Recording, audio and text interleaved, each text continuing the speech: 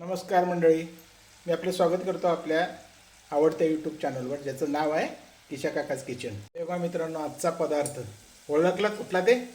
आज आपण करणार आहोत ओल्या नारळाच्या करंज्या. श्रावण महिन्यामध्ये ह्या ओल्या नारळाच्या करंज्यांना फार मागणी असते. आता ह्या ओल्या नारळाच्या करंज्या आज आपण दोन पद्धतीनं करणार आहोत. एका बाजूला आपण इकडे तळून घेतोय आणि दुसऱ्या बाजूला आपण करंज्या उकडून घेतलेल्या आहेत. चला तर त्याची रेसिपी आपण बघूया. मित्रांनो, या करंज्यांसाठी लागणारे जे साहित्य आहे ते आपण बघून घेऊया.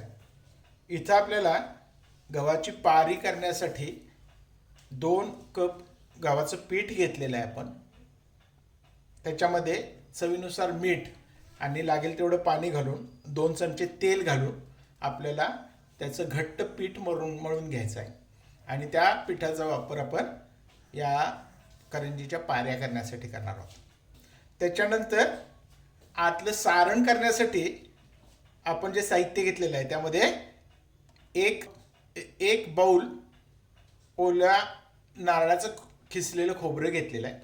त्याच्यानंतर 1 कप खिसलेल्या खोबऱ्यासाठी आपण पाऊण कप साखर घेतलेली आहे. प्रमाण लक्षात ठेवा. त्याच्यानंतर थोडंसं दूध लागेल आपल्याला. त्याच्यानंतर 2 चमचे तूप लागेल. आवडीनुसार ड्रायफ्रूट्स, इथं मी काजू आणि बेदाणे घेतलेले आहेत. तुम्ही तुमच्या आवडीचं कोणतेही ड्रायफ्रूट्स घेतले तरी चालेल. आणि वेलदोडे पावडर घेतलेली आहे. पारंपरिक पद्धतीने नारळाच्या करंज्या करण्यासाठी आपण पहिल्यांदा 2 वाट्या गव्हाचं पीठ घेतलेलं आहे. आता आपण याच्यामध्ये 1-2 चमचे तेल, साधंच तेल घालायचं आहे. गरम तेल वगैरे घातलेलं नाही किंवा मोहन घातलेलं नाही. आणि त्याच्यामध्ये गरजेनुसार मीठ घालून घ्यायचं. हे सगळं आपल्याला चांगलं मिसळून घ्यायचं आहे.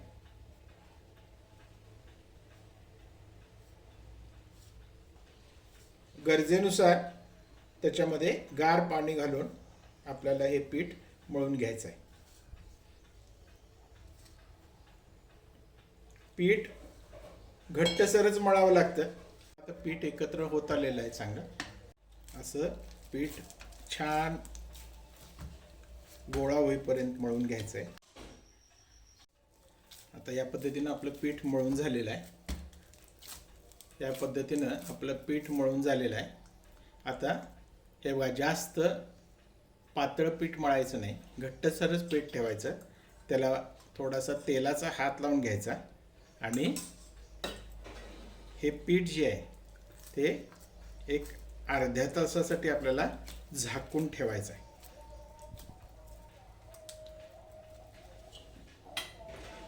हे पीठ आपल्याला अर्ध्या तासासाठी झाकून ठेवायचं आहे. आता आपण नारळाच्या करंजीचे सारण करून घेऊया. त्यासाठी पहिल्यांदा कढईमध्ये आपल्याला 2 चमचे घ्यायचं आहे. तूप घालून घ्यायचं आहे. त्याच्यामध्ये किसलेला नारळ जो आहे तो टाकून घेऊया आणि थोडा वेळ भाजून घ्यायचं आहे चांगलं.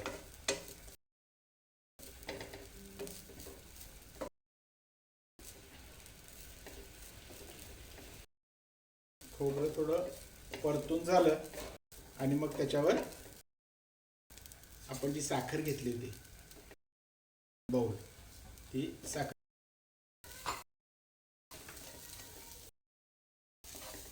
आणि हे मिश्रण परतत असताना त्यात थोडंसं दूध, साखर पूर्ण विरघळलेली आहे त्यातली. त्याच्यामध्ये आपण चिमूटभर मीठ आणि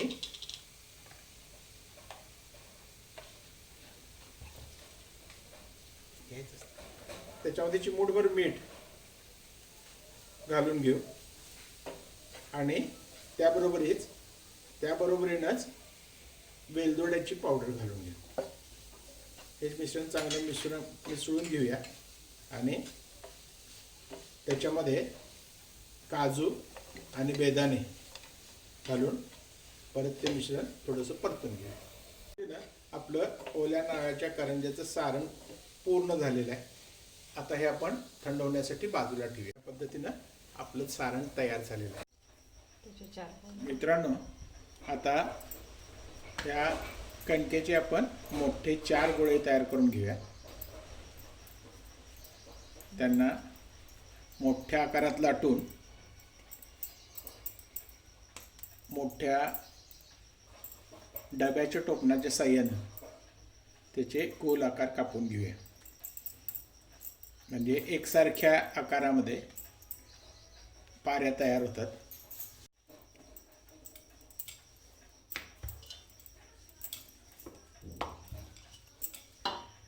चपाती लाटून झालेली आहे आणि त्याची आपण डब्याच्या टोपणाच्या साह्यानं गोल कापून घेऊया.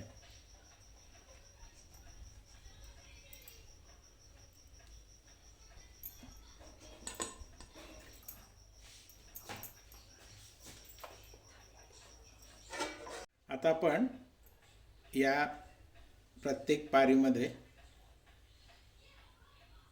नारळाचं सारण भरून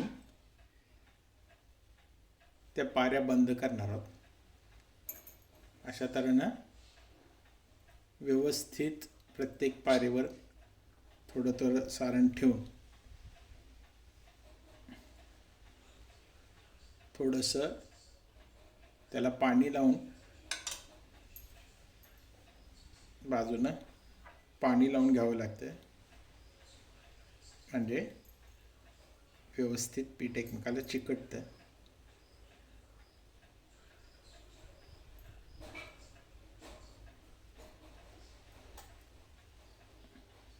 या पद्धतीने व्यवस्थित कडा दाबून घेऊन पीठ चिकटवून घ्या, नाहीतर तळताना करंजी तेलामध्ये उघडण्याची शक्यता असते.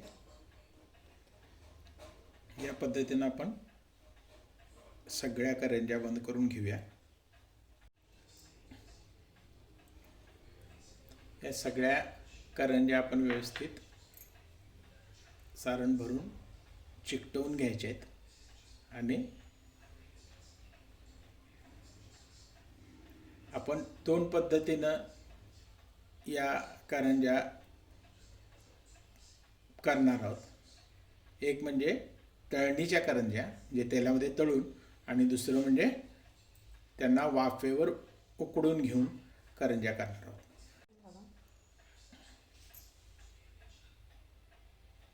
अशा तऱ्हेनं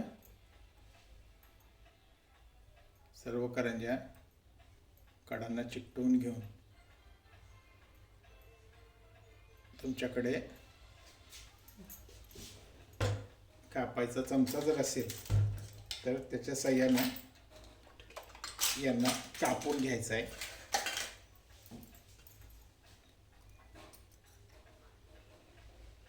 अशा पद्धतीनं त्याच्या कडा कापून घ्या.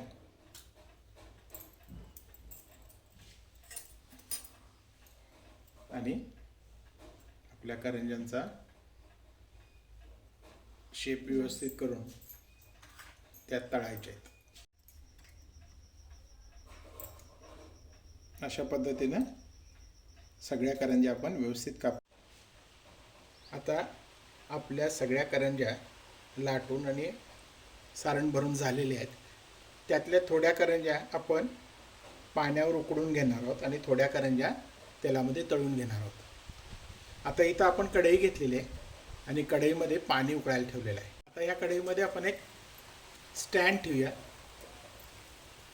त्या स्टँडवर केळीचं पान, त्याला आपण तेल लावून घेतलेलं आहे, ते ठेवलेलं आहे. आणि आपल्या ज्या करंज्या भरून झालेल्या आहेत त्या करंज्या आपण या कढईमध्ये अरेंज करून घेऊया.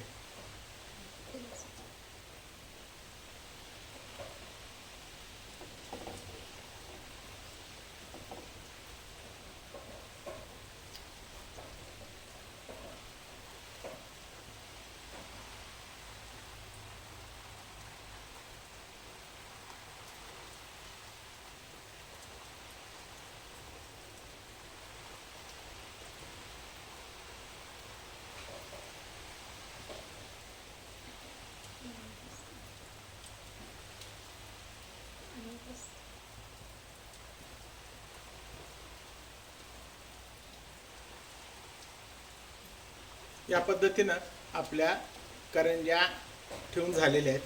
त्याच्यावर आता झाकण ठेवूया आपण आणि या करंज्या उकडायला ठेवून घ्या. आता या करंज्या एका बाजूला उकडत आहेत, त्याला साधारण 15 मिनटं लागतील. त्यावर आपण दुसऱ्या बाजूच्या शेगडीवर राहिलेल्या करंज्या तेला तळून घेऊया. मित्रांनो, एका बाजूला आपल्या करंज्या उकडत आहेत, दुसऱ्या बाजूला आपण गॅसवर कढई ठेवलेली आहे आणि त्याच्यामध्ये तेल टाकून घेतलेलं आहे. आता तेल मध्यम आचेवर चांगलं गरम झालेलं आहे. या पद्धतीनं करंज्या तेलात व्यवस्थित सोडून चारी बाजूनं तांबूस होईपर्यंत तळून घ्यायच्या. या पद्धतीनं तांबूस रंगावर आपल्याला करंज्या तळून काढून घ्यायच्या आहेत. तर मित्रांनो, हा होता आपला आजचा पदार्थ, ओल्या नारळाच्या करंज्या. आपण दोन पद्धतीने त्या केल्यात, तळून आणि वाफेवर वाफवून घेऊन.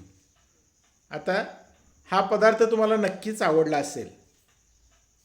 तुम्हाला हा पदार्थ आवडला असेल तर आपल्या मित्रांना आणि मैत्रिणींना शेअर करायला विसरू नका आणि या चॅनलला सबस्क्राईब करायलाही विसरू नका. आणि हा पदार्थ नक्की करून पहा. आवडल्यानंतर कॉमेंटमध्ये सांगा की तुम्हाला कसा वाटला. आणि या प्रकारच्या नवनवीन रेसिपींबरोबर परत भेटूच.